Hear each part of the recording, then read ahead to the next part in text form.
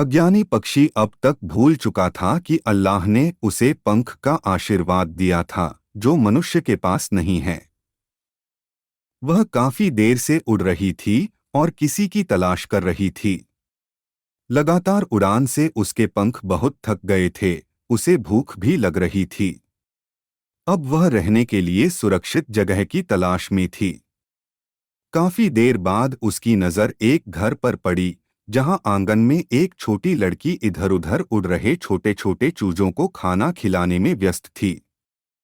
जब मुर्गी ने अपने बच्चों के बीच एक अजीब पक्षी को देखा तो वह छोटे पक्षी के करीब आ गई। पक्षी को उसकी आंखों में छिपे गुस्से का एहसास हुआ। उसी समय एक बिल्ली वहां दिखाई दी। मुर्गी और बिल्ली दोनों पक्षी को ऐसे देख रहे थे।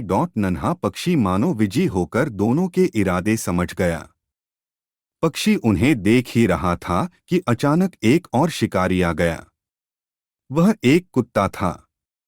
वह पक्षी को देखकर इस प्रकार भौंकने लगा मानो मुर्गी और बिल्ली को बता रहा हो कि यह नया मेहमान केवल मेरा है।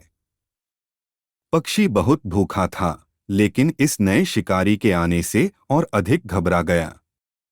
कुत्ता अब पक्षी के बहुत करीब आ गया था। पक्षी को तुरंत एक सुरक्षित स्थान ढूंढना था।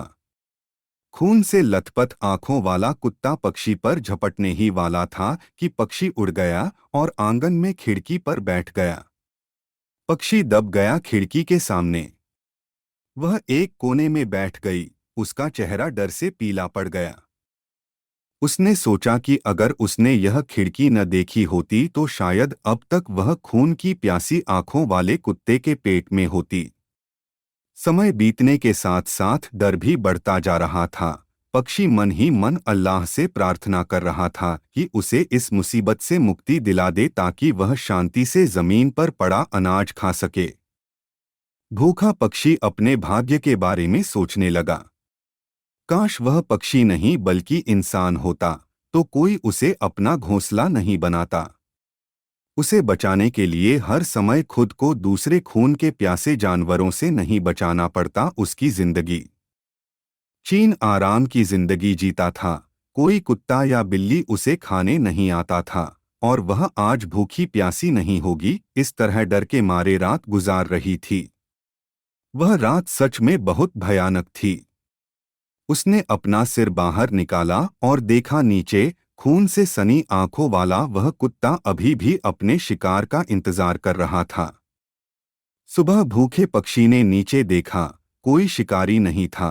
अचानक एक छोटी लड़की खिड़की के पास आई। उसने पक्षी को देखा। उसने देखा कि पक्षी एक कोने में लगभग आधा मरा हुआ पड़ा है। ची ने अपने हाथ की उंगली से पक्षी को छुआ और उसे एहसास हुआ कि पक्षी जीवित है। अब पक्षी का दिल इस डर से बैठा जा रहा था कि उसे नहीं पता कि लड़की उसके साथ क्या करने वाली है। अचानक लड़की की आवाज सुनाई दी। ओह, ऐसा लगता है जैसे इस छोटे पक्षी के पंख ही नहीं हैं। जैसे ही इस पूरे वाक्य का केवल एक शब्द पक्षी के दिमाग में अटका, पक्षी ने एक लंबी सांस ली, तेजी से अपने पंख फड़फड़ाए और जल्द ही नीले आकाश में गायब हो गया। वो नादान परिंदा अब तक भूल चुका था कि अल्लाह ने उसे पंख की नेमत से नवाजा है जो इंसान को नहीं मिलता। हर जीव को अल्लाह ने बनाया है। करना ही इस जीव का काम है।